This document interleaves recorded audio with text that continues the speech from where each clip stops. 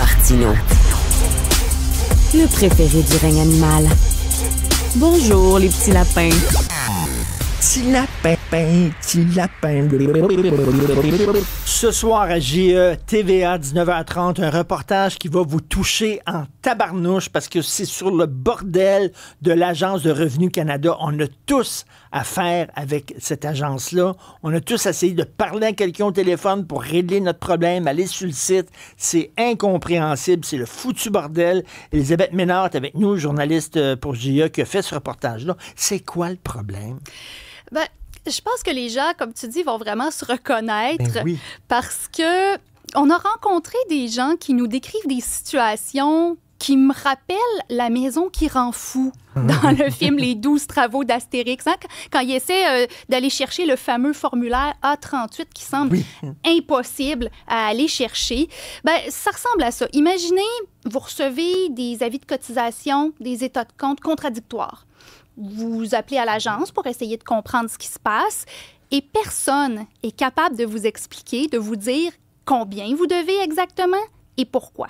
C'est ce qui est arrivé à une femme qu'on a rencontrée qui, elle, imaginez, elle a été obligée d'engager un avocat fiscaliste simplement pour obtenir des réponses. Hein? On a l'extrait d'ailleurs du reportage de ce soir. On regarde ça. Alors, elle témoigne. Cette lui a coûté plus de 10 000 $ en honoraires professionnels à sa comptable et son avocat, seulement, on le rappelle, pour obtenir des réponses.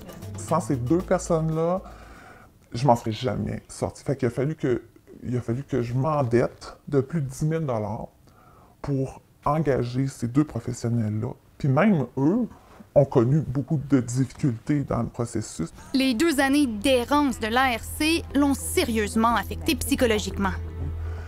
À chaque fois que je vois la boîte aux lettres, à chaque fois que je m'y rends, depuis 2 ans, j'ai une boule dans l'estomac, je tremble. Je me dis, bon, je vois une lettre de l'ARC, qu'est-ce qu'ils vont me sortir encore? En 2024, là, j'ai perdu des semaines de travail. Alors que j'appelais obsessivement l'ARC pour essayer de comprendre. Les gens là-bas qui me répondaient, ils ont tous été gentils. Mais de façon générale, ils ne pouvaient pas m'aider.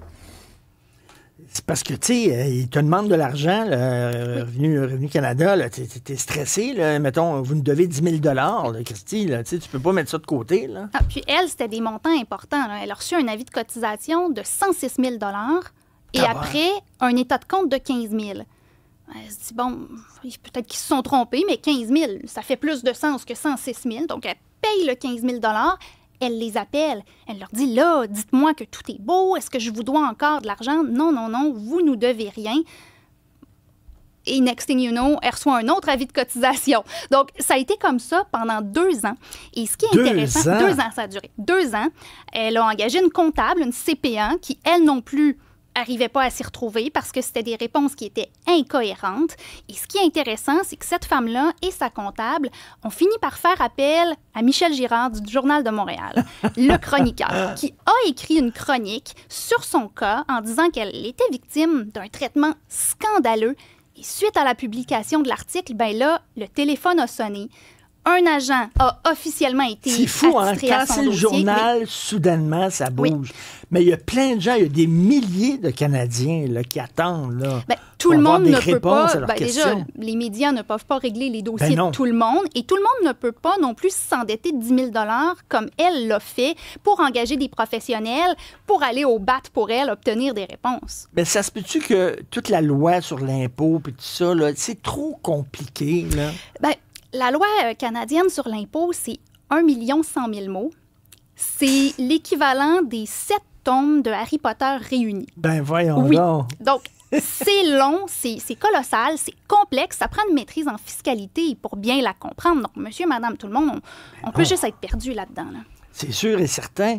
Puis le système est brisé. On sait que le système de paie des fonctionnaires Phoenix est cassé depuis des années. Là, c'est... il y a eu les passeports aussi qui avaient des problèmes. Et là, maintenant, c'est Revenu Canada. La machine semble être brisée au fédéral. Et pourtant, on apprenait il y a quelques jours que le coût de la bureaucratie canadienne a augmenté de 80 % en 10 ans. Donc, ça nous coûte cher à nous, les Il y a contribuables. de plus en plus de fonctionnaires. De plus en plus de fonctionnaires. Le ministère des Finances, c'est le plus gros ministère fédéral avec 52 000 employés. C'est 10 000 de plus qu'il y a 10 ans. Ça, c'est un cauchemar d'être pogné là, à essayer là, d'avoir une réponse à nos questions à Revenu Canada. Tourner en rond. Parce que les histoires qu'on nous raconte, c'est vraiment ça. C'est on me lance d'un département à l'autre. On me dit d'appeler au service de protection de l'identité. On me dit de rappeler à Revenu Canada. Parce qu'Élisabeth, il faut que tu fasses ces appels-là dans la journée. Parce que ce soir, c'est fermé. Mais dans la journée, les gens travaillent. Il y a une autre dame qu'on va entendre ce soir à l'épisode. Elle est atteinte d'un cancer du cerveau. Elle a 66 ans. Elle vit seule. Et elle est complètement épuisée des démarches qui n'en finissent plus avec Revenu Canada et Service Canada qui se lancent la balle. Elle veut juste renouveler son adhésion au programme canadien de soins dentaires.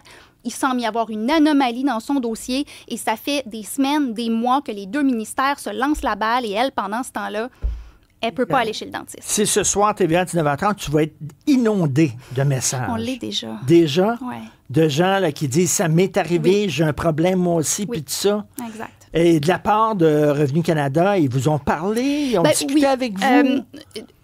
Le ministre François-Philippe Champagne, le ministre des Finances, a refusé notre demande d'entrevue, mais son ministère m'est revenu par courriel en me disant quand même qu'il y a un plan de 100 jours qui a été lancé en septembre par le ministre des Finances pour justement améliorer le service à Revenu Canada, notamment les délais d'attente, le service, l'exactitude des renseignements au téléphone. Donc, il y a des choses qui sont mises en place. Il y a des employés qui ont été rappelés en poste parce qu'il faut savoir aussi que les employés des centres d'appel, là, le nombre d'employés a diminué de 40 % en un peu plus d'un an. Donc, ça peut aussi expliquer certains délais qu'il y a eu. Donc, il y a des gens qui ont été rappelés. Et ce que le gouvernement me dit, c'est, vous savez, si vous appelez en ce moment, là, au moment où on se parle, il n'y en a pas de l'attente. Mais ça, c'est un argument un peu bidon, je m'excuse de le dire, là, mais c'est parce qu'on est dans une période creuse.